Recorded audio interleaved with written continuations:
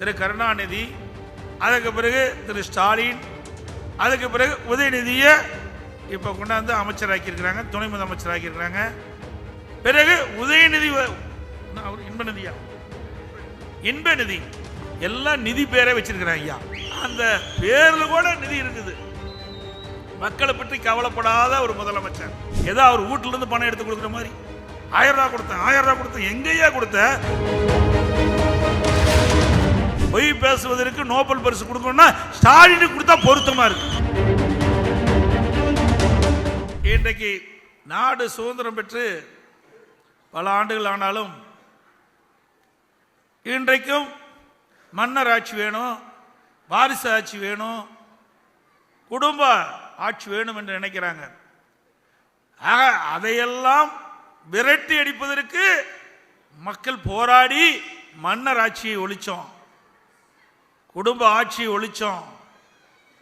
இப்படி இருக்கின்ற இந்த நேரத்தில் மீண்டும் தமிழகத்தில் ஒரு மன்னர் ஆட்சி ஏற்படுவதற்கும் குடும்ப ஆட்சி வருவதற்கும் நாம் துணை நிற்கக்கூடாது.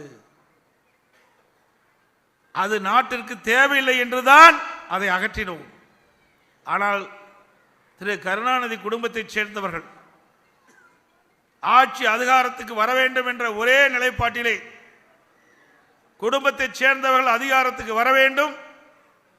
அது மாநிலத்தில் இருந்தாலும் சரி, மத்தியில் இருந்தாலும் சரி, ஆட்சிக்கு அதிகாரத்துக்கு வர வேண்டும் என்ற நிலையிலே திரு கருணாநிதி, அதுக்கு பிறகு திரு ஸ்டாலின், அதுக்கு பிறகு உதயநிதியை இப்போ கொண்டாந்து அமைச்சராக்கியிருக்கிறாங்க, துணை முதலமைச்சராக்கியிருக்கிறாங்க. பிறகு உதயநிதி இன்பநிதியா இன்பநிதி எல்லாம் நிதி பேரை வச்சிருக்கிறாங்க. ஐயா, வேற எந்த பேரும் அல்ல, அவர்களுக்கு காண்பதெல்லாம் நிதிதான்.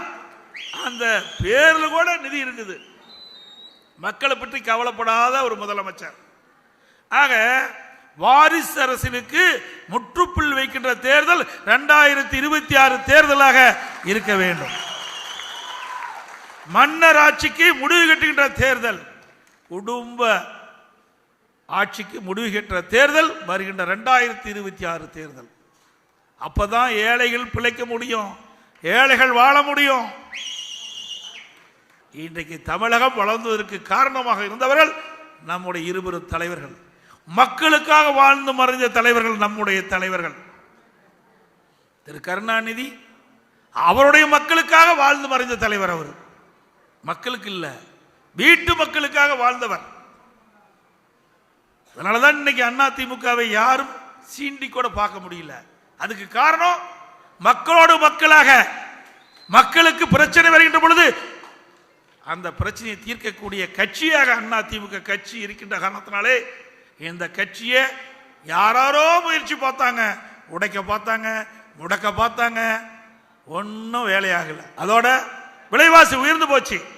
ஸ்டாலின் பேசுற ஏதோ அவர் வீட்டில இருந்து பணம் எடுத்து கொடுக்குற மாதிரி 1000 ரூபா கொடுத்தேன், 1000 ரூபா கொடுத்தேன், எங்கேயா கொடுத்த?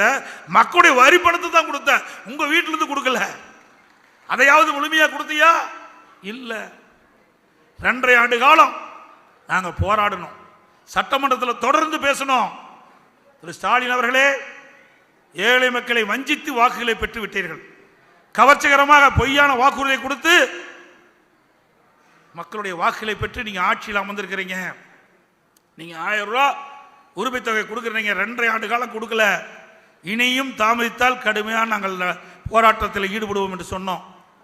அப்புறம்தான் 2.5 ஆண்டு கழிச்சு தான் 28 மாதம், சுமார் 28 மாதம் கழிச்சு தான் இந்த 1000 ரூபாயை மக்களுக்கு கொடுத்தாங்க. அதுவும் நாங்க போராடித்தான் உங்களுக்கு நாங்க பெற்று தந்தோம். அவர் மனமுந்து கொடுக்கல.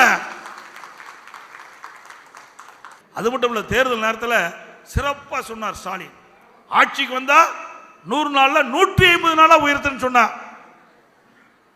ஒரு நாள் கூட உயர்த்தல. 100 நாள் வேலை திட்டத்திலே பணிபுரிகின்ற அந்த தொழிலாளிக்கு ஊதிய உயர்வு, சம்பள உயர்வுனார், அதுவும் இல்லை.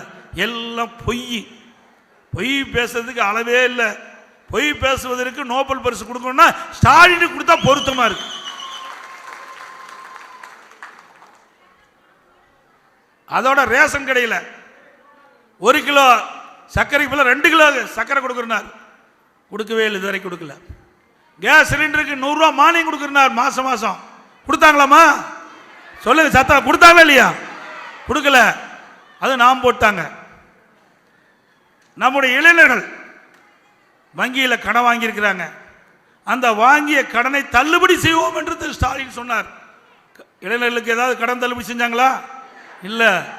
வட்டி முதல்ல போட்டு வாங்குறான். எல்லாத்துக்கும் மேல இன்னொன்று அறிவிச்சார் ஸ்டாலின். 5 சவரனுக்கு குறைவாக ஏழைகள் சொல்லல, பொதுப்படையா சொன்னார். தேர்தல் நேரத்தில் பொதுவாக அறிவிச்சார். 5 சவரனுக்கு 5 பவுன் அதுக்கு குறைவாக வைத்தவர்கள் அங்கங்க இருக்கின்ற கூட்டுறவு சங்கங்களில் அந்த நகை வச்சு பணத்தை பெற்றுக்கலான்னு. நம்ம பாவம் ஏழை பெண்கள் ராத்திரி பகலாக கஷ்டப்பட்டு உழைச்சி மையம் மழையை பார்க்காத வெயிலை பார்க்காத ரத்தத்தை வீரையாக செஞ்சு உழைச்ச காசெல்லாம் நாம் கொண்டு போய் ஆஹா கொடுப்பாரேன்னு நினச்சி அது ஒரு வீட்டில் 3 பேர் தான், 3 பேர்த்து பேரில் வச்சோம். கொஞ்சம் கொஞ்சமாக பிச்சு பிச்சு 3 கிடைக்கணும் இந்த ஆளை நம்பி. கடைசியில் என்னாச்சு? 48 லட்சம் பேரை என்னமோ அடமானம் வச்சாங்க. இவருடைய பேச்சை கட்டி கொடுத்தது எவ்வளோதுங்களா? வெறும் 15 லட்சம் பேருக்கு தான் கொடுத்தாங்க. வெறும் 15 லட்சம் பேர் கொடுத்தாங்க. மற்றவர்கள்லாம் வட்டி போட்டு வாங்கிட்டாங்க. பாதி பேருக்கு நகை திருப்ப முடியல.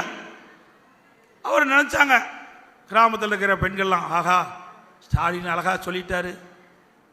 உதயநிதிக்கு தான் கண்ணு உறுத்துச்சு. அவர் மீட்டிங் போகும்போதெல்லாம் பார்த்தார். நம்முடைய தாய்மார்கள் நம்முடைய சகோதரிகள்லாம் காதில் நல்லா அருமையாக தோடு போட்டிருந்தாங்க.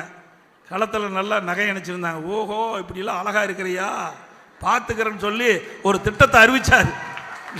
நாமளும் பரவாயில்ல ஸ்டாலின் மகனும் அழகான திட்டத்தை அறிவிச்சிருக்கிறாங்க. நம்ம 10 பவுன் நகையாக இருந்தால் 9 பவுன் இருந்தால் 2 வெட்டு 4.5 பவுன் கொண்டு வைக்கலாம். அப்படி 2 கட் பண்ணி கொண்டு போய் நகையை வச்சோம்.